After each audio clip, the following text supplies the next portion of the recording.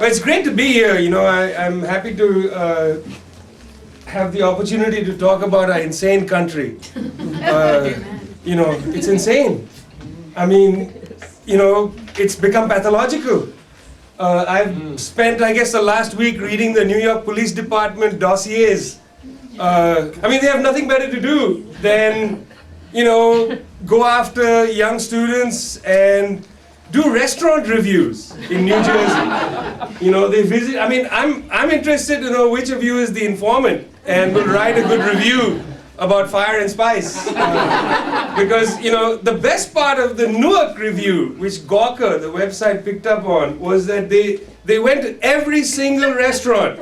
Amin's halal, it's too small. And it seems sinister because there are 3 Africans talking to an Egyptian. Of all goddamn dangerous things. And then they talk to the Egyptian and the Egyptian says, the mosque upstairs is closed.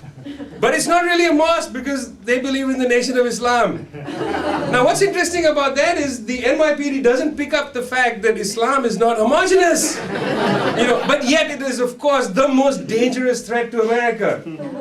One of the crucial things about UNAC is that UNAC has understood that it's not just an anti-war movement. It's not just about war dollars. It's about the toxicity inside America. It's about how anti-Islamic feeling, Islamophobia, has become normal. It's become so normal, my friends. Now, American power understands it has to exhaust every single mechanism to control the Middle East. Because the Middle East is essential. And whatever people say, this slogan is a stupid slogan, no blood for oil. I've never gone for that slogan. On the other hand, it has a germ of truth to it. The Middle East is more important than very many parts of the world because domination of oil is essential to our carbon insane civilization. So that's a piece of the pie. But so too is protection of Israel. So too is the idea that Iran is the most dangerous threat to American power in the Middle East because Iran wants to revise the equation. That means that America has to make alliances with those great democratic countries in the Middle East, such as Qatar, such as Saudi Arabia, such as the United Arab Emirates. The great democracy of Jordan has to be a crucial ally in the war against the demonic authoritarian Iran. That's the game for American imperialism. It's very, very common. For the left, we have to be cautious. But because American power is insane, that doesn't mean we turn around and defend authoritarian regimes around the world. People made a mistake during the Libyan war saying, on the one hand, join with the NATO invasion, support it on the grounds of human rights. Big mistake. NATO is not a champion of human rights. NATO today will not allow an investigation of what is happening in Libya. It is a criminal organization. One of the principal reasons why this conference is important in Stamford and then the demonstration in Chicago is because we have to demonstrate against a criminal organization that acts outside the law as if it is the main person to interpret what human rights is. Okay? So it was crazy for people on the left to say, we support NATO because what else can we do in Libya? That was not the only alternative. NATO is criminal, cannot. On the other hand, there were people making a grievous error, saying, brother leader has to be defended. Gaddafi is insane. Gaddafi from the 1980s was colluding with the Americans. Gaddafi from the 1980s was bringing in prisoners, extraordinary rendition prisoners, and torturing them in the jails of Benghazi and Tripoli.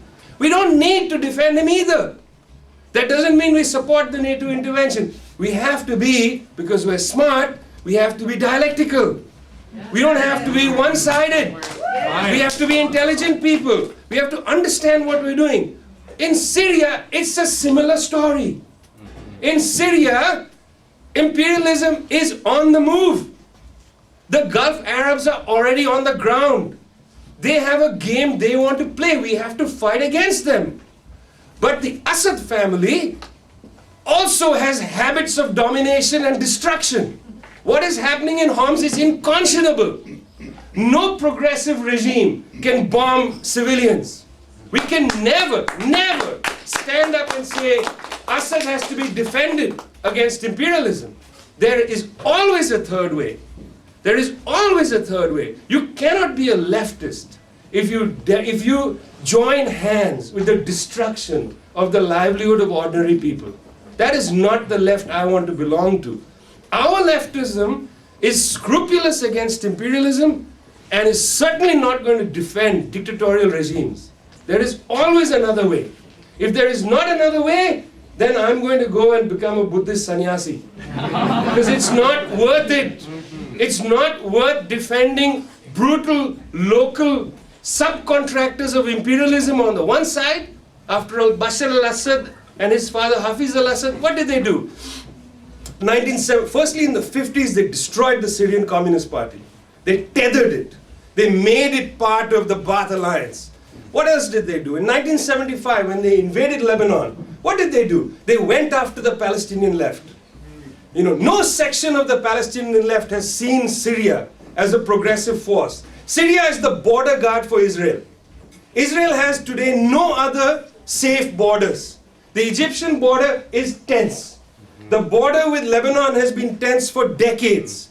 The Palestinian border, that is the occupation, is tense. Syria has been a very stable border for Israel.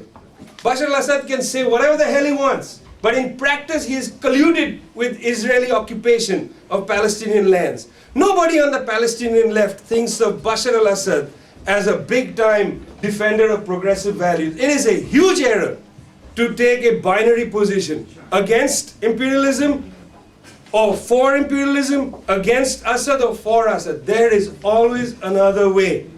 Okay.